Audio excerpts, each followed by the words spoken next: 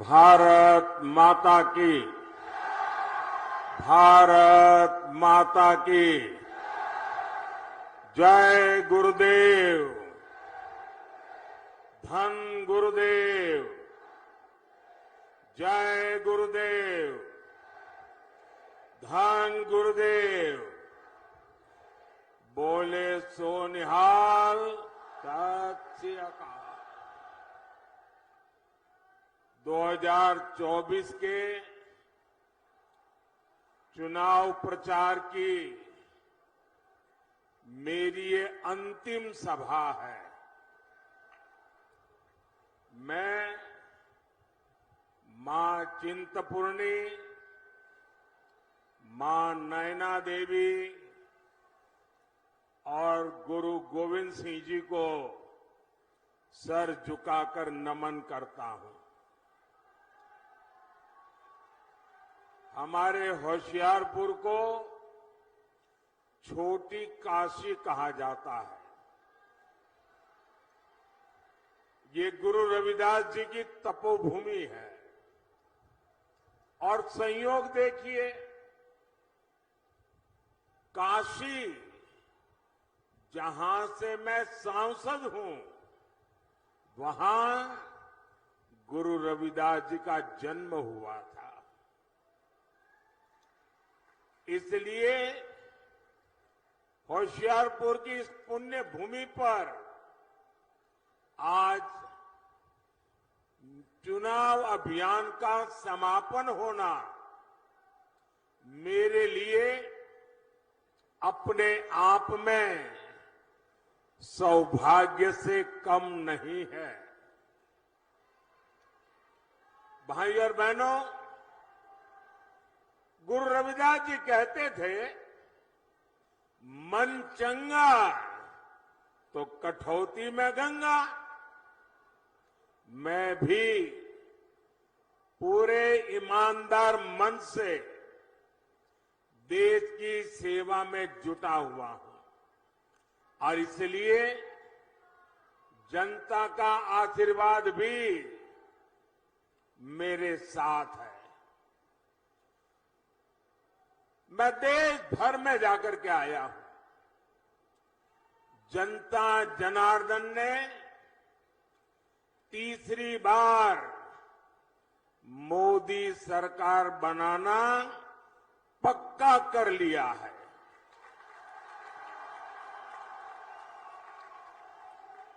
आज देश में आकांक्षाएं नहीं हैं। आज देश में उम्मीदें नहीं हैं। आज देश में आत्मविश्वास नया है। दशकों बाद ऐसा समय आया है, पूर्ण बहुमत वाली केंद्र सरकार हैट्रिक लगाने जा रही है। और इसकी सबसे बड़ी वजह है विकसित भारत का सपना।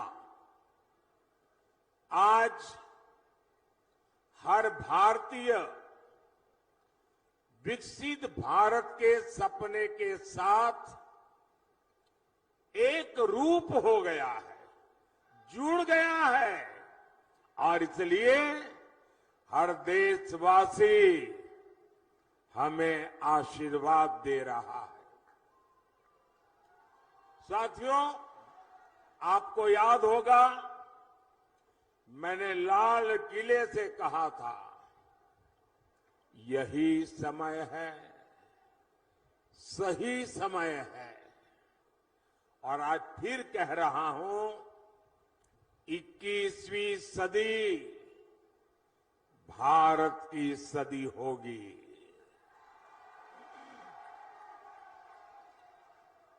पिछले 10 साल में भारत ने जो विकास करके दिखाया है, वो अभूतपूर्व रहा है। आज जब पंजाब के लोग, दूसरे राज्यों के लोग विदेश जाते हैं तो खुद देखते हैं कि वहां भारत और भारतीयों की इज्जत कितनी बढ़ गई है। जब देश में दमदार सरकार होती है तो विदेशी सरकारें भी हमारा दम देखती है। और वीरों की इस धरती पंजाब से बेहतर कौन जानेगा कि दमदार होने का मतलब क्या होता है। दमदार सरकार जो दुश्मन के छक्के छुड़ा दे, दमदार सरकार जो दुश्मन को घर में घुसकर मारे, दमदार सरकार जो भारत को आत्मनिर्भर बनाए, दमदार सरकार जो भारत को समृद्ध बनाए। इसलिए पंजाब भी इस बार जोर शोर से कह रहा है, फिर एक बार, फिर एक बार, फिर एक बार। साथियों, गरीब कल्याण मेरी सरकार की बहुत बड़ी प्राथमिकता है और इसमें गुरु रविदास जी की बहुत बड़ी प्रेरणा है। गुरु रविदास जी कहते थे, ऐसा चाहूं राज में जहां मिले सबन को अन्न, छोट बड़ो सब सम बसे, रैदास है प्रसन्न। बीते 10 वर्षों में हमने गरीब से गरीब को मुफ्त अनाज और मुफ्त इलाज की सुविधा दी है। आज किसी भी गरीब, दलित, वंचित मां की संतान को भूखे पेट नहीं सोना पड़ता। आज गरीब महिला को अपनी बीमारी छिपाने की मजबूरी नहीं है। अब उसके पास राशन कार्ड है, आयुष्मान कार्ड है। साथियों, गुरु रविदास जी ऐसा समाज चाहते थे जहां जाति के आधार पर समाज में कोई भेद न हो। उन्होंने कहा था,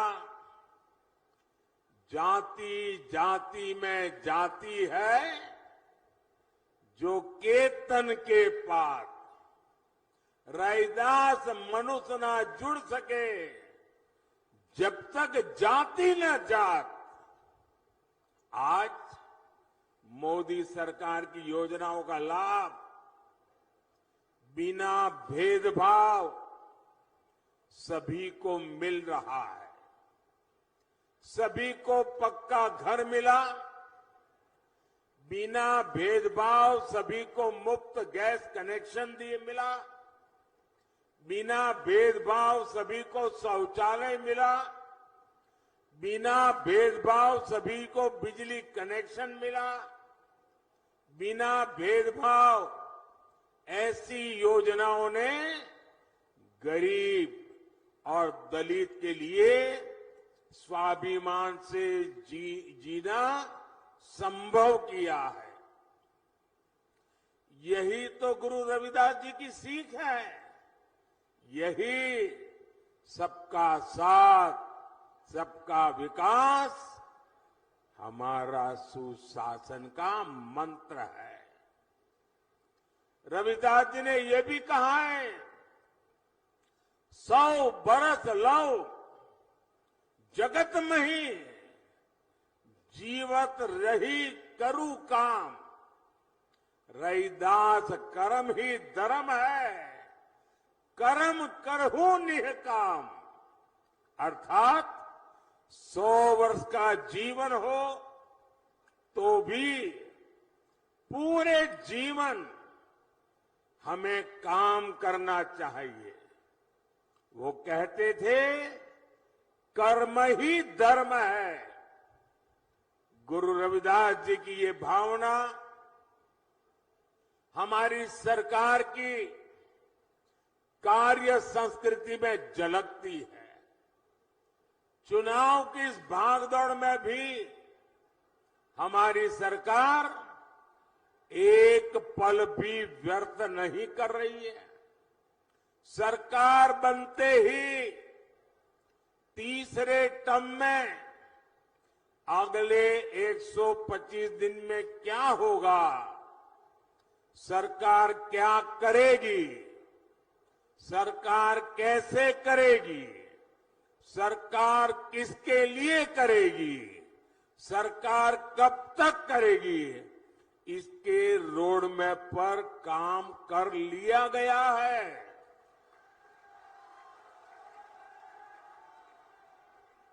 इसमें भी 25 दिन विशेष तौर पर युवाओं के लिए केंद्रित किए गए हैं। अगले 5 साल में कौन से बड़े निर्णय लेने हैं, इसकी भी रूपरेखा खींची जा चुकी है। अगले 25 साल के विजन पर भी हमारी सरकार तेजी से आगे बढ़ रही है। साथियों, ये भाजपा सरकार का सौभाग्य है कि उसे गुरु रविदास से जुड़ी विरासत को सम्मान देने का अवसर मिला है। काशी में उनके जन्मस्थान का विकास किया जा रहा है। काशी में गुरु रविदास जी के जन्म स्थान पर सुविधाएं बढ़ाई जा रही हैं। वहां लंगर हॉल बना है, म्यूजियम बना है, पार्क बना है, मंदिर के आसपास सड़कें बनी हैं। कोशिश यही है कि आप लोग जब यहां से काशी आए तो आपको वहां परेशानी न हो। और इतना ही नहीं, मैं काशी का सांसद हूं, इसलिए जब भी आप काशी आए ना तो आप मेरे मेहमान हैं। और मैं मेहमान नवाजी में कोई कमी नहीं रखता हूं।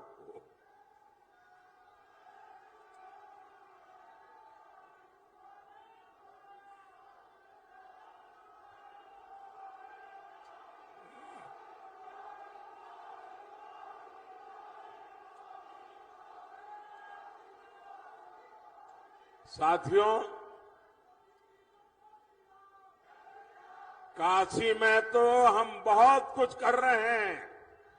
जो लोग वहां जाते आते रहते हैं वो देखते होंगे, हर बार जाएंगे कुछ न कुछ गुरु रविदास जी के चरणों में हमने समर्पित किया है। लेकिन इसके अलावा मध्य प्रदेश में गुरु रविदास जी के विशाल स्मारक का शिलान्यास का अवसर भी मुझे ही मिला था। वहां मध्य प्रदेश में भाजपा सरकार है और वो कार्यक्रम ऐसा हुआ, हजारों गांवों की मिट्टी और देश की सैकड़ों नदियों के जल एकत्रित करके गुरु रविदास जी का भव्य स्मारक मंदिर वहां बनाया जा रहा है। भोपाल में ग्लोबल स्किल पार्क का नाम भी गुरु रविदास जी के नाम पर रखा गया है। दिल्ली में भी तुगलकाबाद में गुरु रविदास जी महाराज का जो पवित्र स्थान है उसे और दिव्य बनाना भी ये हमारा संकल्प है।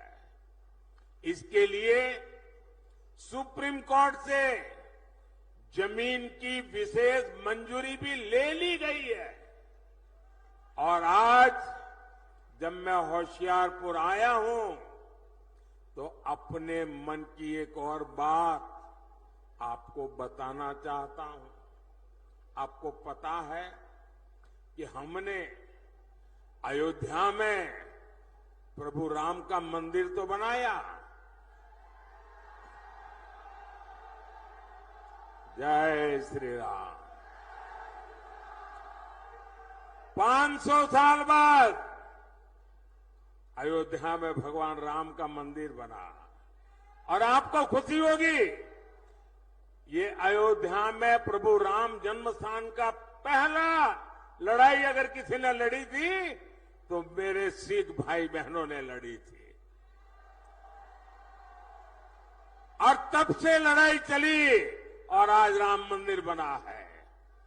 राम मंदिर तो बना लेकिन यात्रियों की सुविधा के लिए हमने अयोध्या में एक बहुत बड़ा हवाई अड्डा बनाया, लेकिन हवाई अड्डे का नाम हमने महर्षि वाल्मीकि के नाम पर रखा है। यानी राम जी के पास जाना है, रामलला के पास जाना है, पहले वाल्मीकि जी के पास जाना होता है। इसी प्रकार मेरी इच्छा है कि आदमपुर एयरपोर्ट का नाम भी गुरु रविदास जी के नाम पर रखा जाए।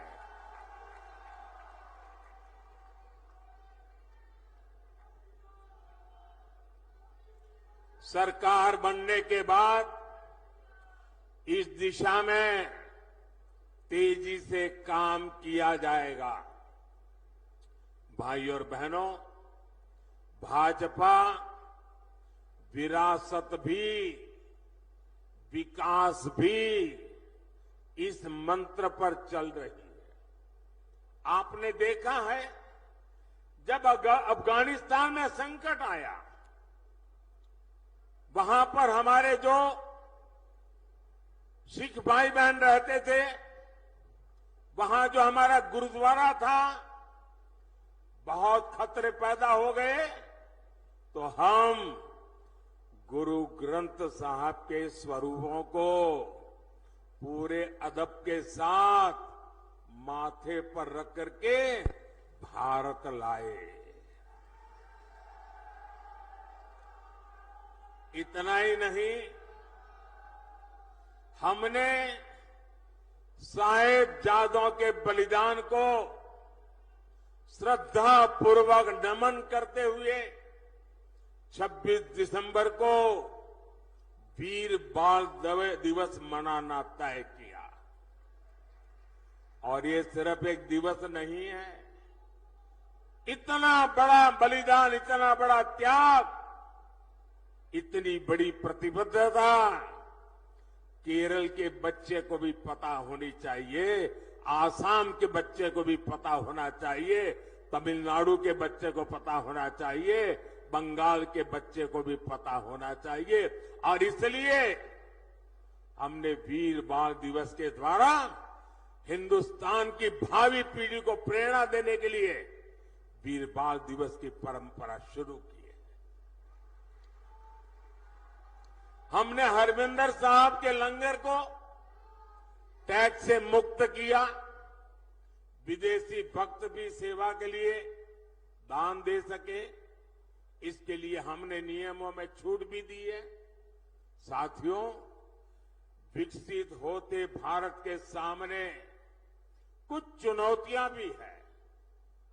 कांग्रेस और इंडी गठबंधन की स्वार्थ की राजनीति, वोट बैंक की राजनीति ने देश का बहुत नुकसान किया है। इनका वोट बैंक, जो वोट बैंक के प्रति उनका प्यार था कि बंटवारे के समय के हमारे करतारपुर साहिब पर भारत का अधिकार नहीं जता पाए। यही लोग हैं जो अपने वोट बैंक के लिए लगातार राम मंदिर का विरोध करते रहे। अपनी तुष्टीकरण की इसी राजनीति की वजह से इंडी गठबंधन सीएए का भी विरोध कर रहा है। साथियों, आजकल देश के लोग इंडी गठबंधन वालों से संविधान की रट सुन रहे हैं। ये वो लोग हैं जिन्होंने इमरजेंसी में संविधान का गला घोंट दिया था। जब 84 के दंगों में सिखों के गले में टायर बांधकर जलाया जा रहा था, तो इन्हें संविधान की नहीं सूझी। साथियों, मोदी ने एक संकल्प लिया है कि वो दलितों, पिछड़ों, आदिवासियों का आरक्षण किसी को भी छीनने नहीं देगा। अपनी सरकार के 10 साल में मैंने लगातार एससी, एसटी, ओबीसी के आरक्षण की रक्षा की है। ये कांग्रेस और इंडी गठबंधन वाले मेरी इस कोशिश से भी भड़के हुए हैं। दरअसल आरक्षण को लेकर इनके खुद के इरादे बहुत खतरनाक हैं। इनका पूरा track record SC, ST, OBC का आरक्षण छीनने का रहा है। सरकारी नौकरी में धर्म के आधार पर आरक्षण हो, स्पोर्ट्स में, सरकारी टेंडर में धर्म के आधार पर आरक्षण हो, यूनिवर्सिटी के दाखले में धर्म के आधार पर आरक्षण हो, ये संविधान की भावना का, बाबा साहब आंबेडकर की भावना का अपमान कर रहे हैं। ये दलितों और पिछड़ों का आरक्षण छीनकर उसे सिर्फ और सिर्फ मुसलमानों को देना चाहते हैं। ये धर्म के आधार पर देश को बांटने की एक और बड़ी गहरी साजिश है। 2024 के इस चुनाव अभियान में मोदी ने इनकी इस सबसे बड़ी साजिश से पर्दा उठा दिया है, उनको बेनकाब कर दिया है और इसलिए बौखलाए हुए हैं और लगातार मोदी को नई नई गालियां देते रहते हैं। भाई और बहनों, आप भी जानते हैं कांग्रेस भ्रष्टाचार की जननी है। 60 साल तक कांग्रेस ने जो कारनामे किए हैं, भ्रष्टाचार की एक से बढ़कर एक वारदातें की हैं, ऐसा लगता है कांग्रेस ने भ्रष्टाचार में डबल पीएचडी कर ली है। और अब कांग्रेस के साथ एक और कट्टर भ्रष्टाचारी पार्टी भी जुड़ गई है। इतना ही नहीं, ये भयंकर झूठवादी पार्टी भी है। अब आप देखिए, यहां तो आमने सामने लड़ने का ड्रामा कर रहे हैं, दिल्ली में एक साथ चुनाव लड़ रहे थे और लोग भूले नहीं कि ये झूठवादी पार्टी, ये कट्टर भ्रष्टाचारी पार्टी की पहली सरकार कांग्रेस के समर्थन से दिल्ली में बनी थी और इसलिए इन्होंने जो भ्रष्टाचार की जननी कांग्रेस है उससे बराबर भ्रष्टाचार के पाठ पढ़ लिए हैं। हम छोटे थे तो एक कथा सुना करते थे और कथा बड़ी मजेदार थी। वो कथा ऐसी थी कि एक प्रेग्नेंट विमेन डिलीवरी के लिए अस्पताल में गई और बेटे का जन्म हुआ, लेकिन जो नर्स वो डिलीवरी करवा रही थी वो ढूंढने लगी चारों तरफ, उसकी अंगूठी कहीं खो गई थी। वो रोने लगी, अरे मेरी अंगूठी कहां गई, अंगूठी कहां गई। अब बेटे का जन्म हुआ लेकिन वो अपनी मुट्ठी नहीं खोलता था, तो डॉक्टरों को चिंता हुई, इस बच्चे की मुट्ठी क्यों नहीं खुल रही है, अभी तो पैदा हुआ है। डॉक्टरों ने बड़े तरीके से उसकी मुट्ठी खोली तो अंगूठी उसकी मुट्ठी में थी। तो लोगों ने कहा ये बच्चा पैदा होते ही चोरी करता है, तो पता चला उसका बाप बहुत बड़ा चोर था, बड़ा डाकू था। तो जन्मजात ये भ्रष्टाचार की जननी कांग्रेस की गोद से एक कट्टर भ्रष्टाचारी पैदा हुए हैं और इसलिए कांग्रेस को तो भ्रष्टाचार में पीएचडी करते करते 60 साल लगे। ये तो जन्म से ही कट्टर भ्रष्टाचारी पैदा हुए हैं। ये लोग क्या क्या बातें करते थे, कहते थे पंजाब को नशा मुक्त करेंगे और नशा मुक्त के इतने भाषण किए, पूरे पंजाब को बदनाम करने वाली उड़ता पंजाब फिल्में बनाई थी, चारों तरफ बदनामी की थी। लेकिन इन्होंने आते ही नशे को ही अपनी कमाई का साधन बना दिया है।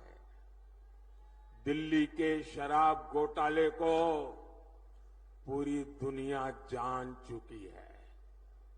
यहां खनन माफिया भी बेलगाम चल रहा है। इन कट्टर भ्रष्टाचारियों ने, भयंकर झूठवादियों ने पंजाब को गैंग वॉर में झोंक दिया है। इन लोगों ने पंजाब में उद्योग और खेती दोनों को बर्बाद कर दिया है। ये कट्टर भ्रष्टाचारी, भयंकर झूठवादी तो नारी उत्पीड़न में भी नंबर 1 बनते जा रहे हैं। आज दिल्ली से लेकर पंजाब तक इनके कारनामे दुनिया देख रही है। इनके नेता का ठिकाना नहीं, नीति फर्जी, नारे फर्जी और नियत में भी खोट है। साथियों, पंजाब वीरों की धरती है, पंजाब शौर्य की धरती है, पंजाब पराक्रम की धरती है, पंजाब पुरुषार्थ की धरती है। लेकिन इंडी गठबंधन के लोग हर कदम पर वीरों का अपमान करते हैं।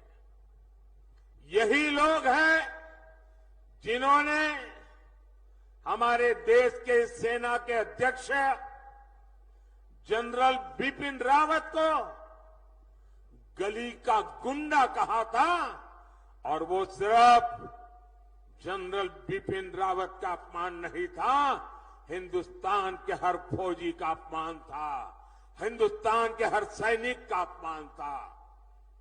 यही लोग हैं जिन्होंने सर्जिकल स्ट्राइक पर हमारी सेनाओं से सबूत मांगे थे। यही लोग हैं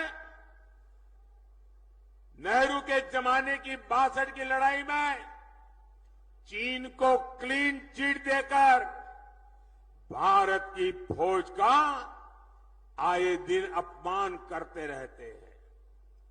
कांग्रेस और इंडी गठबंधन ने हमारी सेनाओं को कमजोर करने में कोई कसर बाकी नहीं छोड़ी।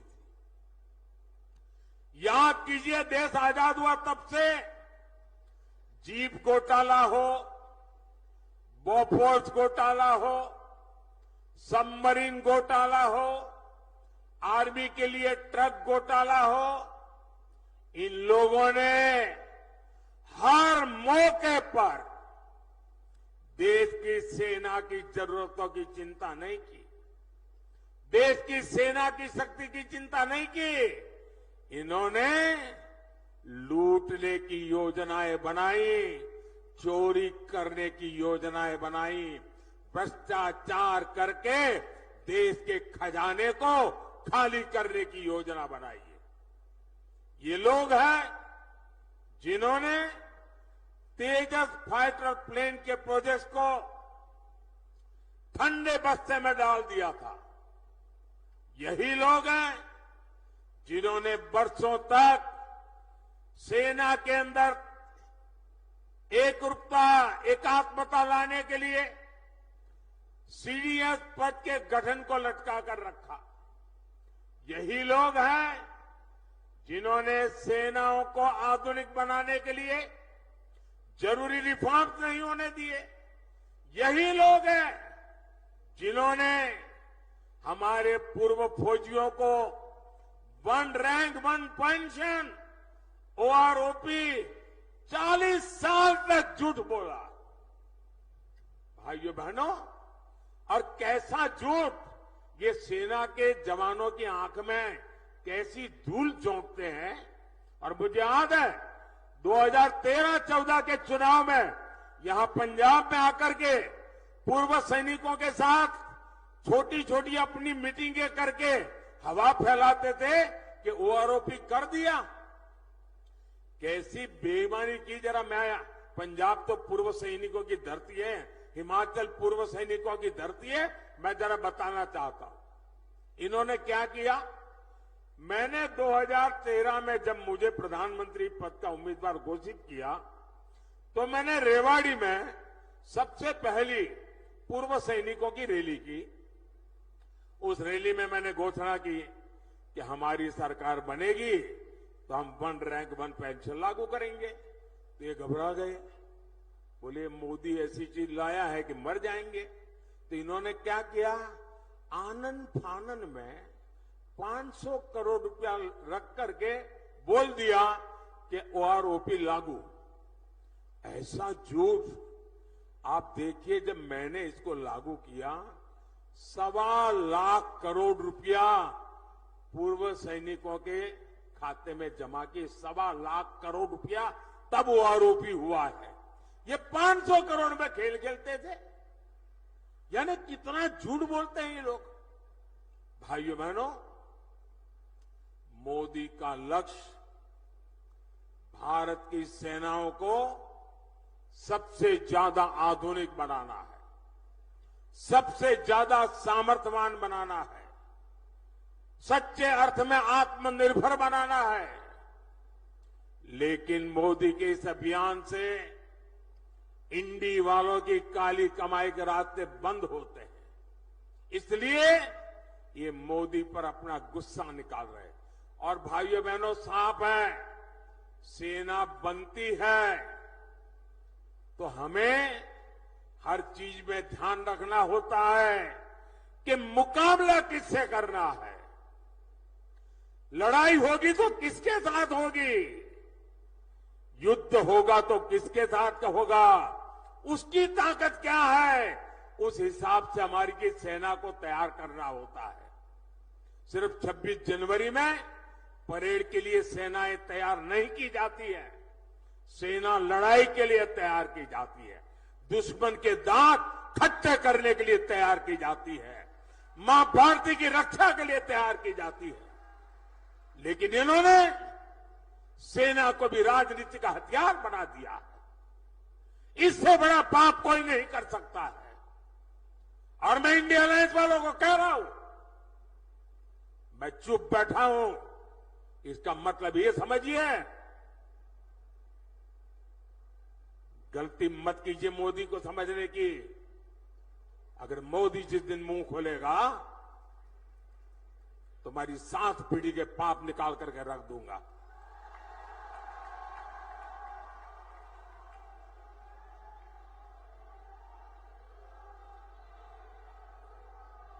आपको मोदी को जितनी गालियां दे दीजिए, लेकिन मेरे देश की सेना का अपमान ये मोदी नहीं सहन करेगा।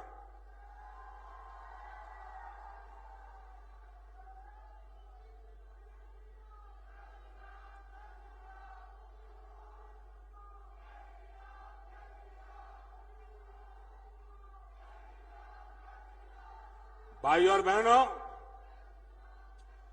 गरीब का ये बेटा हर गरीब को, दलित को, पिछड़े को विकास की नई ऊंचाई देना चाहता है। आने वाले 5 साल मेरे किसान भाई बहनों के कल्याण के लिए, मेरे गरीब भाई बहनों को गरीबी से बाहर निकालने के लिए, हमारे नौजवानों को नए अवसर देने के लिए और हमारी नारी शक्ति की भागीदारी को बढ़ाने के लिए उत्कृष्ट समय होने वाला है। आजादी के 75 साल में जैसा समय नहीं आया, वैसा समय आने वाले 5 साल में आने वाला है।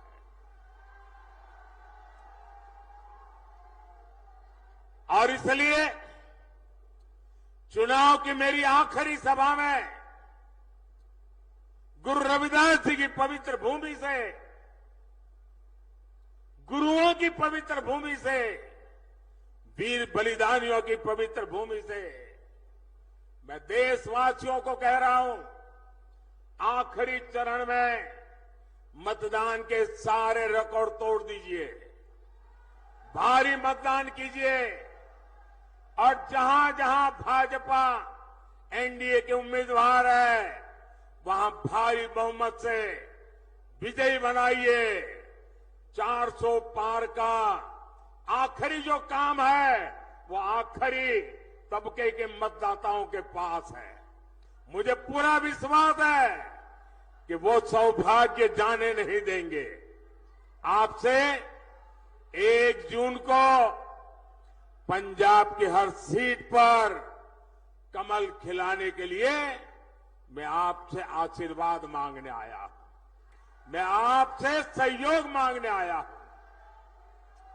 होशियारपुर से बहन अनीता सोमप्रकाश जी और आनंदपुर साहब से मेरे पुराने साथी कार्यकर्ता सुभाष शर्मा जी को भारी मतों से विजयी बनाने के लिए मैं आपसे प्रार्थना करता हूं। ज्यादा से ज्यादा परिवारों में जाएंगे, ज्यादा से ज्यादा परिवारों में जाएंगे।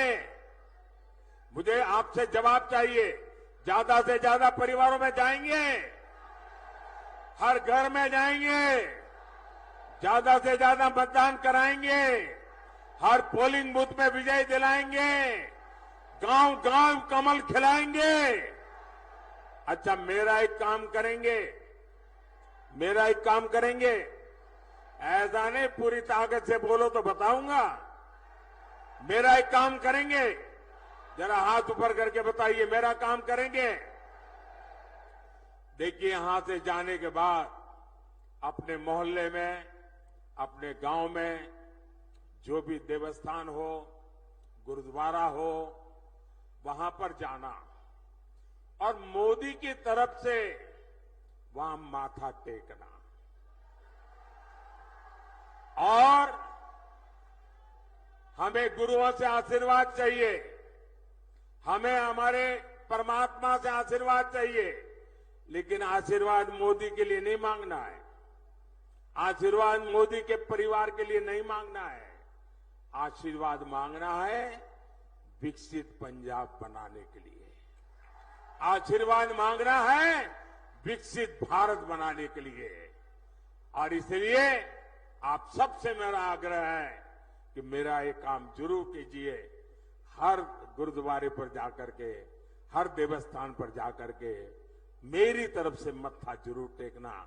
मेरे साथ बोलिए, जय गुरुदेव, जय गुरुदेव, धन गुरुदेव, धन गुरुदेव।